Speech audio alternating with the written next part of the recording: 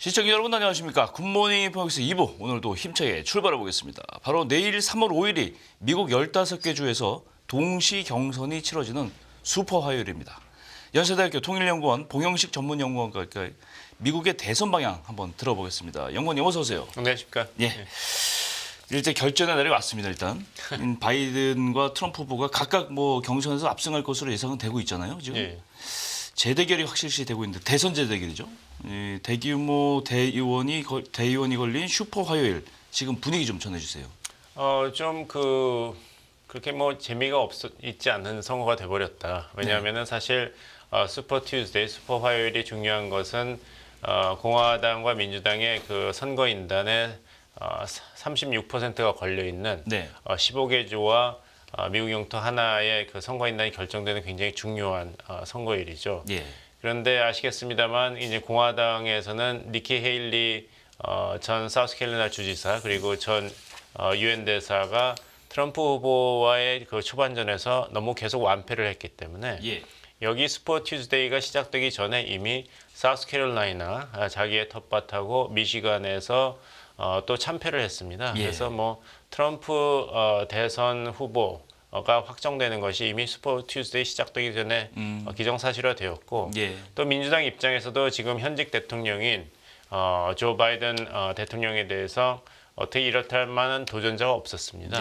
그래서 민주당 입장에서도 역사를 보면은 1884년 이후에 현직 대통령이 민주당 대선 후보로 다시 지명되는데 실패한 경우가 없는데 바이든 후보의 경우에서도 이 추세를 이어나갔기 때문에 이번 결과로 1151명의 그 선거인단이 공화당에서 결정이 되었고 민주당도 마찬가지인데 결국에는 대세가 트럼프 대 바이든 라운드 2로 결정되었다.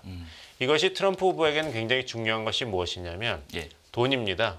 뭐 트럼프 후보가 전직 사업가고 돈을 좋아해서 이런 말씀을 드리는 게 아니라 이제까지는 이제 공화당 그 전국위원회에서 이 선거 자금을 풀지를 않았어요. 왜냐하면 아직도 니키 헤일리라는 대선 경선 후보자가 있기 때문에 트럼프 후보에게만 이 선거 자금을 다 몰아주지를 않았거든요. 계속 쥐고 있어서 트럼프 후보는 아니 선거 결과가 기정사실화 됐는데 왜 돈을 안 쓰냐, 왜 민주당한테 유리한 그런 일만 하고 있느냐 했는데 선거 그 전국위원회 회장 입장에서는 아직 선거가 끝나지 않았고 단독 후보가 아니기 때문에 이 트럼프 후보가 지금 굉장히 돈 때문에 시달리는 건 알고 있지만 왜냐하면 벌금을 내야 되거든요. 그러니까 벌금을 내지 않고 항소를 하더라도 일단 기탁금을 해야 됩니다. 그래야지 이제 항소하고 진행이 되는데 그것도 6억 달러 이상의 돈이기 때문에 트럼프 후보로서도 굉장히 고충이 많은데 이것을 니키 헤일리 후보가 후보 탈퇴 선언을 안 했기 때문에 계속 트럼프 후보가 이렇게까지 니키 헤일리 후보를 눈의 가시처럼 여기는 데는 다 이유가 있었던 것이죠. 근데 이번에 슈퍼 튜즈데이에서 이제 경선 결과가 이렇게 뚜렷이 나타났기 때문에 결국엔 트럼프 후보가 선거 자금 측면에서도 좀 숨통이 트였다 말씀드리겠습니다. 그렇군요. 어쨌건 이렇게 되면은 뭐 11월 대선에서는 바이든과 트럼프의 대결이다 이렇게 뭐 거의 확실시 돼가고 있는데 현재 그렇게 되면 그런 두 양자 후보 간은 어떤 대결이 좀 어느 후보가 좀 우세한 걸로 나오고 있습니까? 제가 요즘에 이제 방송에 나오면 꼭 그 질문을 받게 됩니다. 결국에는 누가 이길 것 같습니다. 뭐 저도 그것이 가장 중요한 관심사라는 것은 이해를 합니다만 8개월이 남았죠. 11월 5일 미국 대선일까지는. 그래서 그때까지 정말 무슨 일이 일어날지 모르기 때문에 양 후보의 장점과 리스크를 말씀드리는 게 제일 무난한 답변이 아닐까 생각합니다. 첫 번째로 우리가 기억해야 될 것은 미국 대선은 우리나라 대선과 제도가 달라서 직접 선거가 아니죠. 그래서 지금 뭐 트럼프 후보가 조 바이든 후보에 비해서는 전반적인 여론조사에서는 앞서는 것으로 나타나고 있습니다. 오차범위 앞에서도 나타나고 있기 때문에 트럼프 후보가 유리한 것이 아닌가 지금 그래프가 나오지만 근데 이것을 조금 나눠서 보셔야 돼요. 왜냐하면 전체 득표에서 앞섰다 그래서 대통령 당선되는 건 아닙니다. 각 주마다 할당이 돼 있는 선거인단에서 270명 이상을 확보하는 과반수 이상을 확보하는 후보가 대통령이 당선되기 때문에 예를 들면 2016년에 민주당의 힐러리 클린턴 후보는 전체 득표에서는 트럼프 후보를 약 6% 앞섰습니다. 하지만 선거인단 확보에서 실패했기 때문에 졌거든요. 네. 그래서 이제 이런 여론조사 결과를 그냥 읽으시면 안 되고 경합주에서 누가 앞서고 있는가, 특히 중요한 주가 지난 선거에서 득표 차이가 1% 미만으로 바이든한테 갔던 경합주, 조지아, 아리조나, 위스콘신, 그리고 득표차가 5% 미만이었던 주, 펜실베니아, 노스캐롤라이나, 네바다, 미시간, 플로리다. 여기서 어떻게 이제 여론조사 추세가 바뀌는가를 보셔야 됩니다. 네. 그래서 이 주에서의 트럼프 후보와 바이든 후보 간의 여론조사에서의 경합을 보시는 것이 향후 미국 대선에서 누가 당선이 유력시 되는가를 보는데 더 정확하다. 이렇게 좀 나눠서 보셔야 되고. 두 번째는 이제 양 후보가 이제 큰 리스크가 있죠. 네. 바이든 대통령 같은 경우는 노령입니다. 그렇죠. 이번에도 그 이태리 총리가 와서 이제 이야기할 때도 보면은 저도 놀랐는데 그 대통령 이름을 헷갈리더라고요. 그리고 저번에도 그 이집트 대통령을 이야기하면서 멕시코 대통령이라고 이야기하고 이런 걸 보면 왜 사람이 좀 이렇게 사람들이 너 왜 그러냐 그러면 자꾸 또 자기가 그걸 의식해서 또 실수를 하지 그렇죠. 않습니까? 예. 그런 경향이 나타나고 있고 백악관 주치가 뭐 그 81세 고령에도 불구하고 조 바이든 대통령의 건강 상태는 대통령직을 수행하기에 아무 문제가 없다. 팔팔하다. 로버스트라는 표현까지 썼는데 이것도 그 100% 받아들이기 힘든 건 뭐냐면은 지금 가장 우려 사안으로 지적되고 있는 그 기억력, 판단력 조사는 없었어요.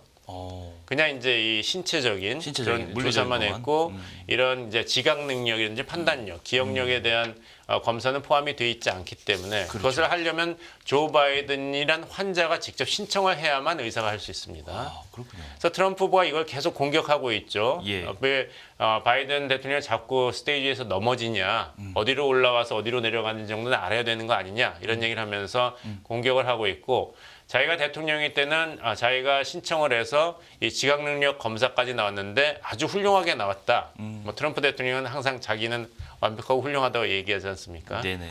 그래서 이 리스크가 바이든 후보를 계속 괴롭힐 것이라고 생각하고 트럼프 대통령 입장에서는 이제 사법 리스크입니다. 네. 이게 사법 리스크가 피선거권 박탈은 아니지만 이 사람들이 이제 트럼프 후보가 과연 대통령 감이냐에 대한 인상이 나빠지게 되는 것이고, 그렇죠. 두 번째는 아까 말씀드린 벌금을 내야 되기 때문에 선거 자금, 즉 선거에 필요한 총탄이 계속 부족할 것이다. 그러려면 자기 기업을 이제 판다든지 공탁을 해야 되는데, 그리고 선거 자금도 트럼프 후보의 이제 변호인단 비용으로 들어가게 되는데, 결국에는 선거에서 돈이 중요하기 때문에 여기서 트럼프 후보가 계속 불리한 형세가 있을 것이다. 이 두 가지를 말씀드리겠습니다. 그렇군요. 말씀하신 김에 이제 트럼프 후보가 이제 그런 문제가 걸려 있다 보니까 이제 일리노이 주에서는 법원에서는 트럼프 대선 자격을 관련해서 이제 박탈하는 행정명령이 내려지잖아요. 예. 트럼프 대선 행보에 영향이 있을까요? 거의 없다고 봐야죠. 아까 말씀드린 대로 그 트럼프 비판론자라든지 회의론자는 이거 봐라. 트럼프 후보는 정말 해도 너무한다.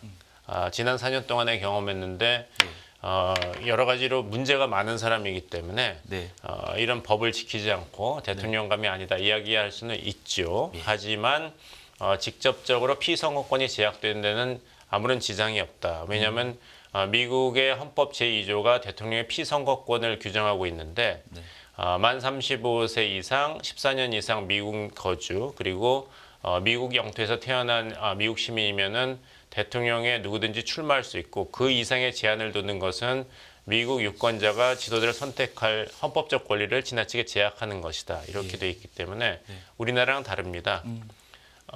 또 하나 이제 피선거권이 제한될 수 있는 것은 무엇이냐면 수정헌법 제14조에서 반란에 가담한 사람은 그 공직을 맡을 수 없다고 돼 있는데 지금 미국 연방 대법원이 트럼프가 바라던 그 결정을 내렸어요. 뭐냐면은 지난 2021년 1월에 이흑사당 난입 폭동 사건이 내란이냐 아니냐 그리고 트럼프 당시 대통령이 그 권력을 남용해서 그 대통령 선거 결과를 뒤집으려고 했나 이걸 판단해 달라고 했는 것을 트럼프 대통령이 이렇게 변명을 했거든요. 나는 선거 결과를 조작하려고 그런 것이 아니라 선거 결과가 제대로 나오는 것을 대통령의 권한을 행사해서 보호하려고 했다. 그래서 나는 여기에 대해서는 그 사명권이 있다. 이런 얘기를 했거든요. 그것을 대법원이 그 판단하기로 결정을 했습니다. 그 판단이 11월 5일 대선 전에 나올지 후에 나올지 모르지만 일단 대법원이 이것을 심사하기로 했고 심사가 진행될 것이기 때문에 이 수정헌법 제14조가 트럼프 후보에게 적용이 되느냐 안 되느냐 문제는 일단 사법적인 절차에 본다면 그렇죠. 정지가 된 거예요. 네. 정지가 됐기 때문에 이런 트럼프 후보의 피선거권에 대한 여러 가지 결정이 나오지만 이번에 일리주의수 선거도 법원이 피선거권이 없다, 제약을 받아야 된다고 판결을 했지만 그 판결의 이행은 중지를 했지 않습니까? 그러니까 이행은 되지 않는 거예요. 법원이 판단은 내렸지만 집행을 명령하지는 않았습니다. 이런 식으로 트럼프 후보가 계속 비껴가는 그런 추세가 계속될 것이다 말씀드리겠습니다. 그렇군요.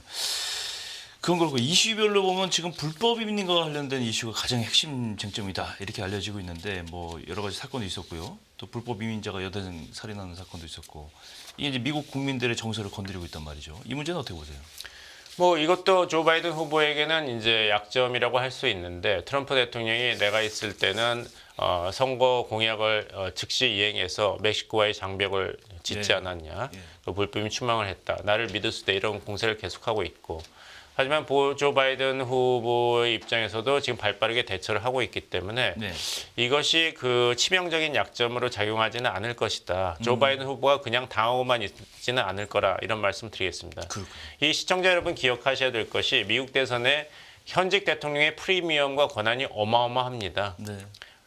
트럼프 대통령은 지금 대통령이 아닙니다. 전직 대통령이기 때문에 뭐 가자 지구에서의 미국의 대응에 대한 비판이 있을 수 있고 우크라이나 전쟁에서 미국이 돈을 너무 많이 쓴다는 비판을 할 수도 있고 또 왜 불법 이민자를 그냥 방치하느냐 비판을 할 수도 있지만 결정할 권한은 없습니다. 결정할 권한은 백악관에 있는 조 바이든 대통령이 할 수 있는 것이에요. 그래서 조 바이든 후보가 그냥 당하고 있지 않고 발빠르게 대응할 확률이 높다. 그렇게 할 것이다.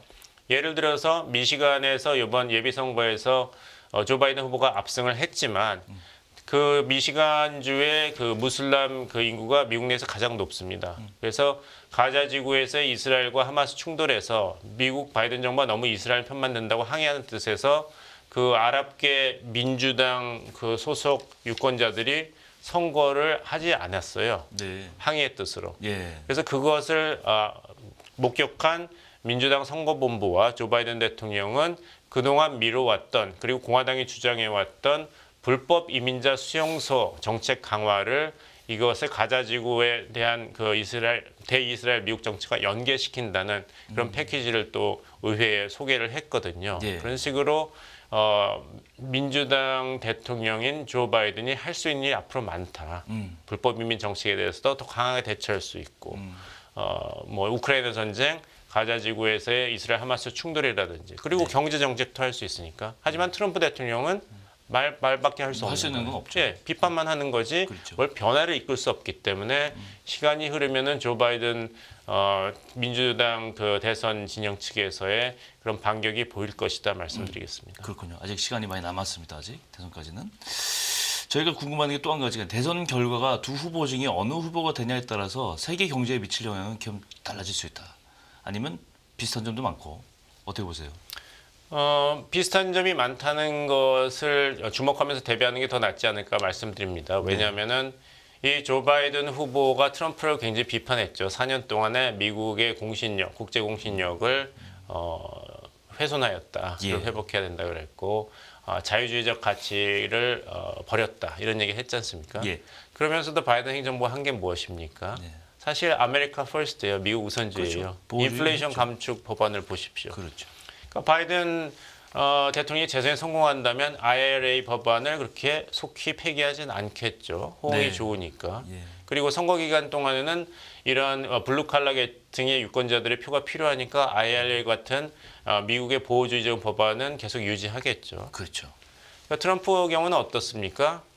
바이든 후보를 그렇게 신랄하게 공격하지만 사실 아메리카 퍼스트 그리고 미국을 다시 위대하게 캠페인을 벌이고 있는 후보이기 때문에 사실 미국 기업, 미국의 납세자 보호에는 가장 앞선 대통령이었지 않습니까? 그렇죠. 이번에도 얘기하고. 예. 그렇다면 인플레이션 감축 법안 같은 것은 비록 바이든 행정부에서 출범한 법안이지만 트럼프가 재선된다 그래도 이걸 폐기할 그런 동기부여는 없는 것이죠. 오히려 더 유지하거나 강화를 할 것이기 때문에 그렇죠. 참 두 다른 후보지만 네.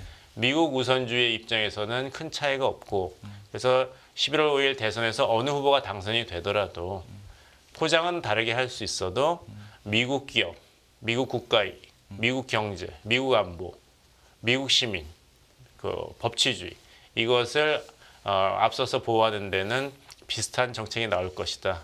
이렇게 예상합니다. 어쨌건 우리 정부 입장에서는 두 후보가 누가 됐든 간에 이 대비하는 전략이 좀 그렇습니다. 필요할 것 같습니다. 예. 분산 투자를 해야죠. 그렇죠. 예, 봉영식 연세대학교 전문연구원님과 함께 오늘 말씀 들어봤습니다. 오늘 고맙습니다.